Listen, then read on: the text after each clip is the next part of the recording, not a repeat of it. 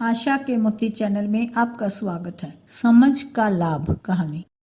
सूखे के कारण एक गांव के किसान बहुत परेशान थे। धरती से पानी गायब हो चुका, ट्यूबवेल जवाब दे चुके थे। खेती करने के लिए सभी बस इंद्र की कृपा पर निर्भर थे, पर बहुत से पूजा पाठ और जगहों के बावजूद बारिश होने का नाम नहीं ले रही थी। हर रोज किसान एक जगह इकट्ठा होते और बादलों को ताकते रहे, कब बारिश हो और वे खेतों में लौट सके। आज भी सभी बारिश के इंतजार में बैठे हुए थे। तभी किसी ने कहा, अरे ये हरिया कहाँ रह गया? 2-3 दिन से वो आ नहीं रहा। मेहनत मजदूरी करने शहर तो नहीं चला गया? बात हंसी में टल गई, पर जब अगले 2-3 दिन हरिया दिखाई नहीं दिया तो सभी उसके घर पहुँचे। बेटा, तेरे बाबूजी कहाँ हैं? हरिया के बेटे से किसी ने प्रश्न किया। पापा खेत में काम करने गए हैं बेटा, यह कहते हुए अंदर की ओर भागा। खेत में काम करने? सभी को बड़ा आश्चर्य हुआ कि हरिया ऐसा कैसे कर सकता है। लगता है इस गर्मी में हरिया पागल हो गया। किसी ने चुटकी ली और किसी ने ठहाका लगाया, लेकिन सबके अंदर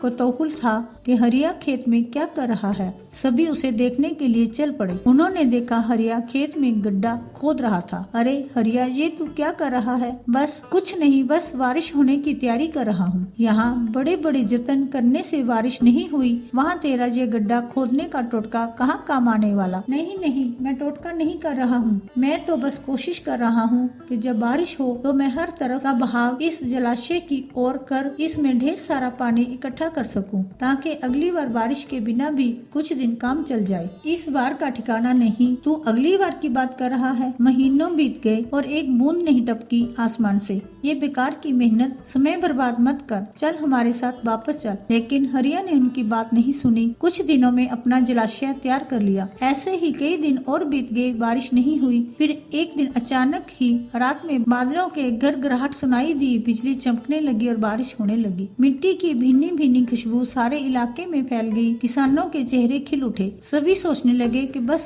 अब उनके बुरे दिन खत्म हो जाएंगे। लेकिन ये क्या, कुछ देर बरसने के बाद बारिश थम गई। किसानों की खुशी भी जाती रही। अगली सुबह जब खेतों का जायजा लेने पहुँचे, मिट्टी बस ऊपर से गिल्ली भर हो पाई थी। ऐसे में खेतों की जुताई शुरू हो सकती थी, लेकिन सिंचाई के लिए और पानी की जरूरत पड़ती। किसान मायूस हो अपने घरों को लौट गए। दूसरी तरफ हरिया भी अपने खेत पहुंचा और लबलबाब भरे छोटे से जलाशय को देखकर खुश हो गया। समय गवाए बिना उसने हल उठाया, खेत जोतना शुरू कर दिया। कुछ ही महीनों में माधोपुर के सूखाग्रस्त इलाके में बस एक ही चीज हरी भरी दिखाई दे रही थी, हरिया का खेत। इस प्रकार हरिया ने मेहनत से अपने कार्य को पूरा किया। जब परिस्थिति सही ना हो तो ऐसे में अधिकतर लोग बस उसके सही होने का इंतजार करते रहते हैं और उसे लेकर परेशान रहते हैं, जबकि करना ये चाहिए कि खुद को उस वक्त के लिए तैयार रखना चाहिए जब परिस्थितियां बदलेंगी। सूखा खत्म होगा जब बारिश आएगी,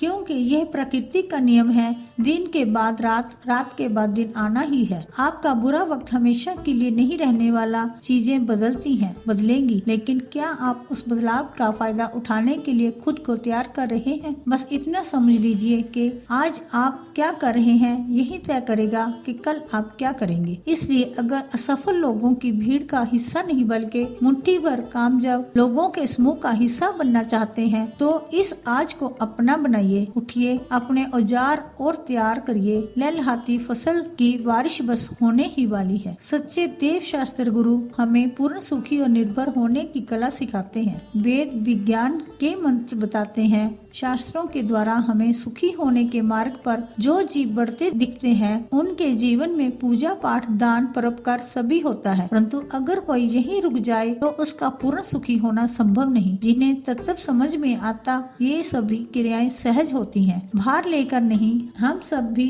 ऐसे तत्वों को समझकर सच्चे सुखी होने के मार्ग पर आगे बढ़े और एक दिन पूर्ण सुखी हों।